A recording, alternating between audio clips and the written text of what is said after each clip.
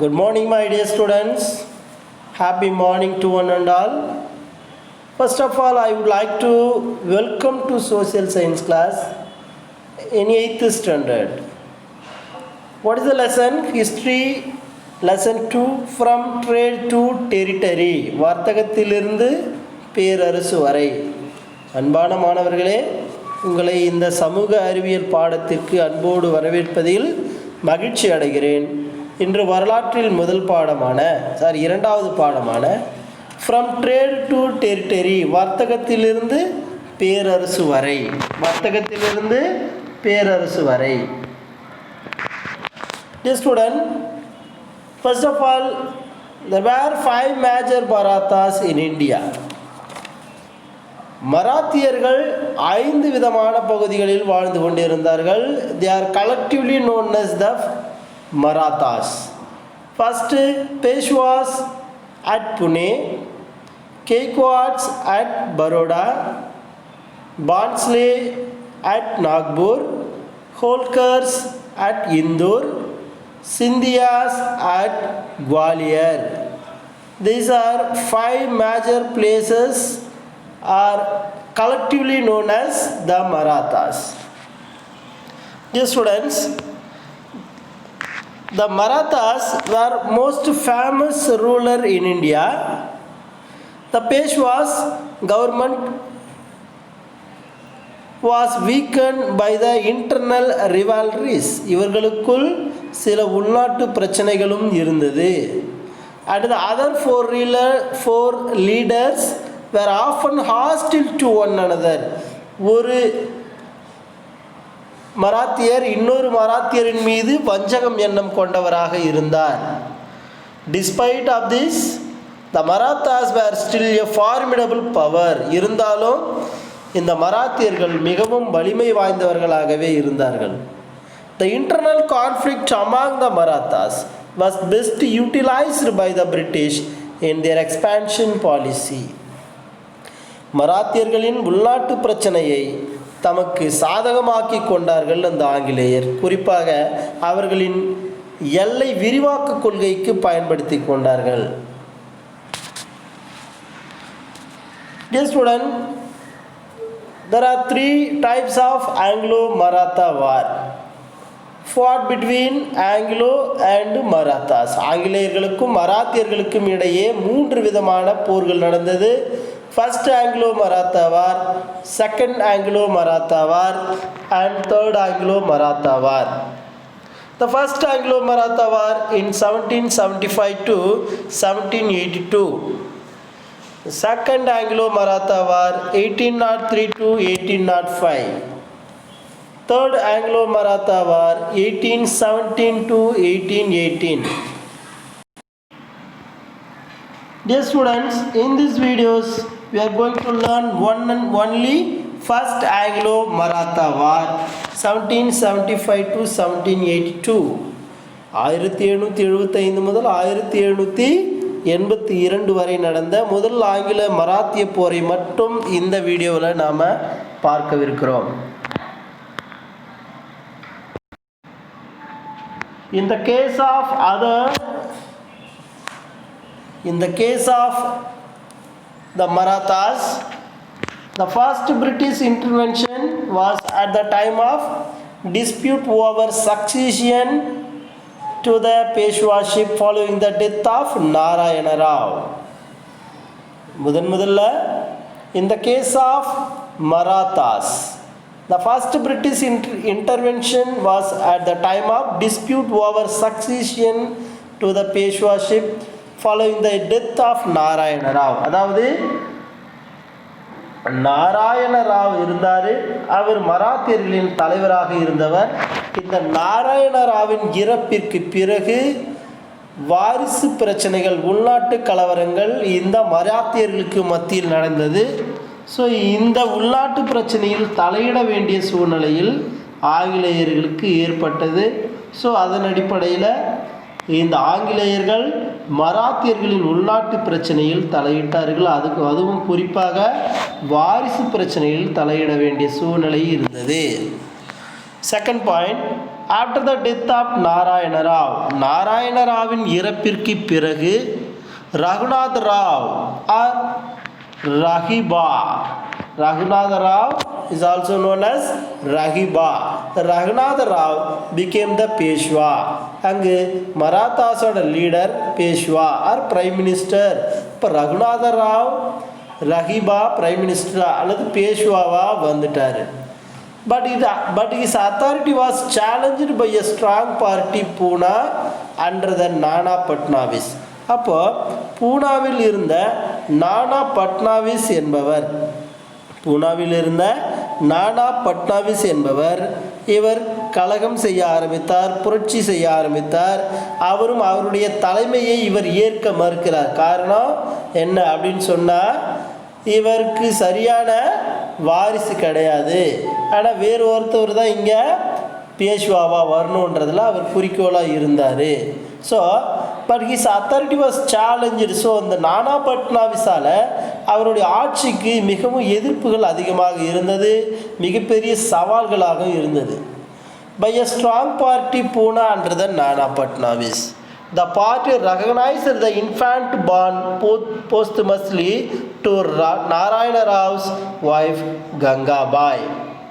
அதாவது உண்மையான நாராயணராவின் மனைவியான கங்காபாய்க்கு பிறந்த மகனைத்தான் அவர்கள் பேஷ்வாக்களாக ஏற்றுக்கொண்டு அறிவித்தார்கள். As the Peshwa set up Council of Regency in his name, அவருடைய பெயரிலும் ஒரு நிர்வாக குழுவை ஏற்படுத்தினார் இந்த நானா பட்னாவிஸ். பூனாவில் இருந்த நானா பட்னாவிஸ் அவர் அந்த ரகுநாத ராவிற்கு எதிர்ப்பாளராக மாறினார். ஸோ இப்படித்தான் இவர்களுடைய உள்நாட்டு பிரச்சனைகள், சக்சீஷன் ப்ராப்ளம் ஸ்டார்ட் ஆனது. ஓகேவா? And then having failed in his bit to capture power, அந்த ரகுநாத ராவுக்கு அந்த ஆட்சியை பிடிக்க முடியாத தோல்வி ஏற்படுகிறது. So Raghunatha Rao approach the British for help. இந்த சூழ்நிலையை ஆங்கிலேயர்கள் சாதகமாக பயன்படுத்தி கொள்கிறார்கள். இந்த ரகுநாத ராவ் ஆங்கிலேயரின் உதவியை நாடினார், அவரிடம் போய் முறையிட்டார். And then treaty of Surat. இப்போ சூரத் உடன்படிக்கை ஏற்படுகிறது. The treaty of Surat between the English and the Raghunath Rao. Raghunath ராவுக்கும் அந்த ஆங்கிலேயர்களுக்கும் the treaty of Surat in 1775 sign ஆகுது. The treaty of Surat between the English and Raghunath Rao was concluded in 1775. And then second point, the majority of the Supreme Council in Calcutta was opposed to the Surat Treaty, although Warren Hastings himself had no objection to ratifying the treaty. So the majority of the Supreme Council in Calcutta, அப்போ அவங்களுடைய மெஜாரிட்டின்னு ஒன்று இருக்குது. யாருடைய majority? the Governor General ஓட majority. Governor General is in Calcutta, Madras and Bombay. These are the three setup of the important administration. The Calcutta was opposed to the Surat Treaty. Surat உடன்படிக்கைக்கு கல்கத்தாவில் இருக்கக்கூடிய council குழு என்ன பண்ணுது? எதிர்ப்பு தெரிவிக்குது. Although Warren Hastings himself at the time the Governor General of East Indian Company was Warren Hastings himself had no objection to ratifying the treaty. ஆனாலும் அந்த Warren Hastings எந்த விதமான எதிர்ப்பும் ஆட்சேபனையும் தெரிவிக்காமல் அமைதியாகவே இருக்கிறார். And then the council sent Colonel Upton to Pune. இப்போ இந்த சமயத்தில் பூனாவில் அங்கே இருக்கிறது யாரு? நானா பட்னாவிஸ். அந்த ஈஸ்ட் இந்தியன் கவுன்சில் குழு கொலோனல் அப்டனை பூனாவிற்கு அனுப்புகிறது. Why? To negotiate a peace with a Pune agency. பூனாவில் ஒரு நிர்வாக குழுவை ஏற்படுத்தி நடத்திக்கிட்டு இருக்கிறத அமைதிப்படுத்துறதுக்காகவும் அந்த ரகுநாத ராவுக்கு சப்போர்ட் பண்ணுறதுக்காகவும் இங்கே கொலோனல் அப்டன் இங்கேருந்து கவுன்சிலிருந்து அவர் பூனாவுக்கு போகிறார். And then accordingly Upton conclude the treaty of Purandar in 1776. அப்போ நானா பட்னாவிஸ் அண்ட் த கொலோனல் அப்டன் இந்த ரெண்டு பேருக்கு இடையே ஒரு ஒப்பந்தம் உருவாகுது. It is known as the treaty of Purandar in 1776 1776 Purandar உடன்படிக்கை இந்த இருவருக்குள்ளும் ஏற்படுகிறது. Okay, and then the treaty did not take effect due to the opposition from the English government Bombay. பாம்பேவில் இருந்த ஆங்கிலேயர்கள் அந்த ட்ரீட்டி ஆஃப் புரந்தருக்கு எதிர்ப்பு தெரிவிக்கிறாங்க. எஸ், அவங்க இந்த விளைவுகள் பயங்கரமாக இருக்கும், தயவு செய்து இந்த உடன்படிக்கை கைவிட்டுருங்க அப்படின்னு சொல்லி அந்த ஆங்கிலேயர்கள் அங்கு என்ன பண்ணுறாங்க, எதிர்ப்பை தெரிவிக்கிறார்கள். And then treaty of Salbai in 1781 1781 Warren Hastings dispatched the British troops under Captain Popham. So 1781 the Warren Hastings dispatched British troops, ஆங்கிலேய இராணுவத்தை அனுப்புகிறாரு. அதுவும் குறிப்பாக யாருடைய தலைமையில், கேப்டன் பாப்ஹம் தலைமையில் பிரிட்டிஷ் ஈஸ்ட் இந்தியன் கம்பெனியில் இருக்கக்கூடிய பிரிட்டிஷ் ட்ரூப்ஸை சென்ட் பண்ணுறாரு, படையெடுத்து செல்கிறார். He defeated the Popham defeated the Maratha chief Mahadaji Scindia. அப்போ மராத்தாஸில் சீஃபாக இருக்கிறது யார் அப்படின்னா மகாதாஜி சிந்தியா சீஃபாக இருக்கிறாரு. அவரை இந்த பிரிட்டிஷ் கேப்டன் பாப்ஹம் தோக்கடிச்சார். in a number of small battles and captured Gwalior. அங்கங்கு சிறு சிறு போர்கள் நடந்தது.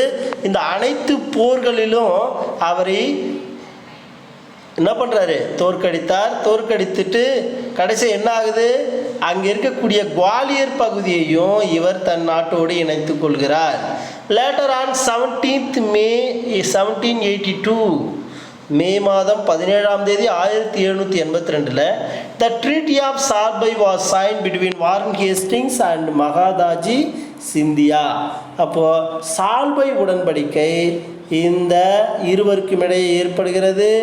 யார், Warren Hastings the governor of East Indian Company and Mahadaji Scindia the Maratha chief. இந்த இருவருக்கும் இடையே ட்ரீட்டி ஆஃப் சால்பை உடன்படிக்கையை இவர்கள் ஏற்படுத்தி கொள்கிறார்கள்.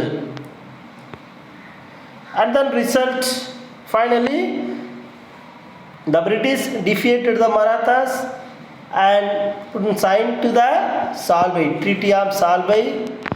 Raghunatha Rao was pensioned off. The Madhava Rao too was accepted as the Peshwa. இங்கு ரகுநாத ராவுக்கு ஓய்வூதியம் வழங்கப்பட்டது. அதுக்கு பிறகு மாதவராவ் 2 அவரை இந்த மராத்தியர்களின் பேஷ்வாவாக அறிவிக்கப்பட்டார். Salsette was given to the British. அதற்கு நஷ்டஈடாக இழப்பீடாக சால்செட் பகுதி ஆங்கிலேயர்களுக்கு வழங்கப்பட்டது. The Treaty of Salbai established the British influence in the Indian politics. இந்த சால்பை உடன்படிக்கை ஆங்கிலேயர்களின் வலிமையை அல்லது தாக்கத்தை அல்லது அவர்களுடைய நிர்வாக திறமையை வெளிக்காட்டியது. அது அரசியல் ராஜதந்திரத்தையும் வெளிக்காட்டியது. It provided the British 20 years to peace with the Marathas. அடுத்த 20 ஆண்டுகள் வரைக்கும் இவர்கள் அமைதியாகவே சுமூகமான வாழ்க்கை வாழ்வதற்கு இது அதுவும் குறிப்பாக இந்த சால்பை உடன்படிக்கை ஒத்துழைப்பு நல்கியது.